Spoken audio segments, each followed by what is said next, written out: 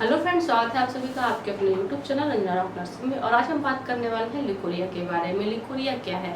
Leucorrhoea महिलाओं में होने वाली एक आम बीमारी है जिसमें महिलाओं के जो वजाइनल ट्रैक होता है वहां से कुछ एबनॉर्मल डिस्चार्ज होता है, जिसको हम लिकोरिया कहते हैं। लिकोरिया को कई नामों से जाना जाता है। जैसे बहुत से लोग हैं जो लिकोरिया को श्वेत प्रदर के नाम से जानते हैं, बहुत लोग इसको सफेद पानी के नाम से जानते हैं और बहुत लोग इसको व्हाइट डिस्चार्ज के नाम से जानते हैं। तो जो लिकोरिया है ये किसी तरह का रोग नहीं है, बल्कि ये कई रोगों का एक लक्षण होता है जो हमको महिलाओं में देखने को मिलता है। अगर किसी भी महिला में डिस्चार्ज हो रहा है तो ये नॉर्मल होता है। महिलाओं में डिस्चार्ज होना नॉर्मल होता है, पानी जाना नॉर्मल होता है। लेकिन अगर ये पानी अधिक अमाउंट में जा रहा है, उसका जो कलर है पीले कलर का है या फिर लाल कलर का है और बदबूदार है, तब हम उसे एबनॉर्मल मानते हैं। वैसे नॉर्मल हर फीमेल को डिस्चार्ज होता है और ये आम होता है, इसमें किसी भी तरह की कोई बीमारी नहीं होती। लेकिन अगर उसके अमाउंट में, उसके टेक्सचर में, उसके कलर में चेंजेस है, तब वहाँ पे हम डायग्नोस करते हैं कि इसको कौन सी बीमारी हो सकती है। खास करके अगर हम लिकोरिया की बात करें तो लिकोरिया में जो डिस्चार्ज होगा वो कैसा होगा? कलरफुल होगा और इसके साथ अधिक अमाउंट में होगा और दुर्गंध वाला होगा। नेक्स्ट अगर हम बात करते हैं इसके टाइप की कि लिकोरिया कितने तरह का होता है, अगर हम बात करते हैं इसके टाइप्स की, टाइप्स ऑफ लिकोरिया, तो ये दो तरह का होता है। फर्स्ट है इसमें फिजियोलॉजिकल लिकोरिया। फिजियोलॉजिकल लिकोरिया में क्या होता है? जब महिला को या फिर बच्ची को माहवारी स्टार्ट होती है, मेंसेस स्टार्ट रहते हैं, तो उसके बाद अगर उसके शरीर में जो एस्ट्रोजन हार्मोन्स होता है उसका लेवल बढ़ जाता है। एस्ट्रोजन हार्मोन्स का लेवल अगर बढ़ गया है किसी वजह से, तो भी क्या होता है, वो फिजियोलॉजिकल लिकोरिया के शिकार हो जाती है, उसमें वजाइनल डिस्चार्ज होने लगता है। इसके अलावा अगर जो वजाइना है, वजाइना का पीएच इम्बैलेंस हो जाता है, तो इस वजह से भी वजाइनल डिस्चार्ज होने लगता है। क्योंकि नॉर्मली जो वजाइना का पीएच होता है वो एक ऐसा एसिडिक इन्वायरमेंट वहाँ पे रखता है कि कोई भी बैक्टीरियल ग्रोथ नहीं हो पाता है। लेकिन अगर वजाइना का पीएच किसी भी वजह से ज़्यादा हो रहा है तो क्या होगा, वो अल्कलाइन हो जाएगा और फिर कोई भी बैक्टीरिया या फिर कोई भी वायरस आसानी से एंटर कर जाएगा, वहाँ पे इन्फेक्शन फैला देगा। तो अगर पीएच इम्बैलेंस होता है तो इसकी वजह से भी फिजियोलॉजिकल लिकोरिया कॉज करती है। केमिकल इम्बैलेंस, अगर केमिकल इम्बैलेंस होता है तो उसकी वजह से भी क्या होता है, फिजियोलॉजिकल लिकोरिया कॉज करती है। नेक्स्ट इसमें फोर्थ है flexibility of vaginal tissue. Vaginal tissue, अगर जो वजाइनल टिश्यू इसकी जो फ्लेक्सिबिलिटी है अगर वो बहुत अधिक हो जा रही है तो उसकी वजह से भी वजाइनल डिस्चार्ज कभी कभी होने लगता है। तो ये जो फिजियोलॉजिकल लिकोरिया होती है किस वजह से होती है? अगर शरीर में एस्ट्रोजन का लेवल बढ़ रहा है या फिर पीएच इम्बैलेंस हो रहा है या फिर केमिकल इम्बैलेंस हो रहा है, तो इन सब की वजह से जो लिकोरिया होती है उसको हम फिजियोलॉजिकल लिकोरिया कहते हैं। नेक्स्ट इसमें सेकेंड आती है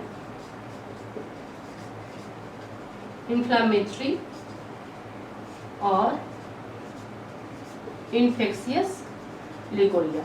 अब यहाँ पे जैसे वर्ड दिया है इन्फ्लामेटरी और इन्फेक्शियस, मतलब किसी भी तरह के संक्रमण की वजह से होने वाला जो भी वाइट डिस्चार्ज होगा उसको हम क्या बोलेंगे? इन्फ्लामेटरी या फिर इन्फेक्शियस लिकोरिया। ये किस वजह से हो रही है? ये किसी भी तरह की बीमारी की वजह से हो रही है। जैसे अगर मान लीजिए वेजिनाइटिस हो गया है, सर्विसाइटिस हो गया है या फिर पीआईडी हो गया है या फिर एसटीडी डिजीज हो गई है, मतलब अगर ऐसा कोई भी बीमारी हो रही है, कोई भी डिजीज हो रही है, उसकी वजह से जो डिस्चार्ज होता है, जो वजाइनल डिस्चार्ज होता है, उसको हम क्या बोलते हैं? इन्फ्लेमेटरी या फिर इन्फेक्शियस लिकोरिया बोलते हैं। तो ये कितनी तरह की होती है? दो तरह की होती है। नेक्स्ट अगर हम बात करें कि जो वजाइनल डिस्चार्ज होता है वो कितने तरह का होता है, ये तो हमने लिकोरिया की बात की कि लिकोरिया दो तरह का होता है। अब जो वजाइनल डिस्चार्ज होते हैं वो कितने तरह के होते हैं? तो वजाइनल डिस्चार्ज टोटली 5 टाइप्स के होते हैं। तो वजाइनल डिस्चार्ज कितने तरह के होते हैं? 5 तरह के होते हैं। कौन कौन से? तो फर्स्ट है इसमें क्लाइटोरल डिस्चार्ज। क्लाइटोरल डिस्चार्ज कहाँ से होता है? ये एक्सटर्नल डिस्चार्ज होता है। ये एक्सटर्नल डिस्चार्ज होता है, मतलब वजाइना का जो एक्सटर्नल एरिया होता है जहाँ पे क्लाइटोरिस होती है वहां से जो डिस्चार्ज होता है उसको हम बोलते हैं क्लाइटोरल डिस्चार्ज। उसके बाद सेकेंड होता है इंटरनल डिस्चार्ज, इंटरनल डिस्चार्ज। अब इंटरनल डिस्चार्ज कहाँ से होता है? वजाइना का जो इंटरनल पार्ट होता है, इंटरनल टिश्यू होते हैं, वहाँ से जो डिस्चार्ज होता है उसको हम इंटरनल डिस्चार्ज बोलते हैं। नेक्स्ट थर्ड होता है सर्वाइकल डिस्चार्ज, सर्वाइकल डिस्चार्ज। अब ये सर्वाइकल डिस्चार्ज कहाँ से हो रहा है? ये होता है सर्विक्स से। अगर सर्विक्स में किसी भी तरह का इन्फेक्शन हो रहा है तो उसकी वजह से अगर जो डिस्चार्ज हो रहा है उसको हम क्या बोलेंगे? उसको हम सर्वाइकल डिस्चार्ज बोलते हैं। नेक्स्ट इसमें फोर्थ है यूट्राइन डिस्चार्ज। यूट्राइन डिस्चार्ज का मतलब कि डायरेक्ट यूट्रस से जो डिस्चार्ज होता है उसको हम यूट्राइन डिस्चार्ज बोलते हैं। अब ये किस वजह से होगा? जैसे अगर जो यूट्रस है वहाँ पे किसी भी तरह का इन्फेक्शन हो गया, जैसे इंडोमेट्राइटिस हो गया है, तो इस वजह से वहाँ से जो डिस्चार्ज होगा वो कहाँ से होगा? डायरेक्ट यूट्रस होगा, क्योंकि जो इन्फेक्शन हुआ है वो कहाँ हो रहा है?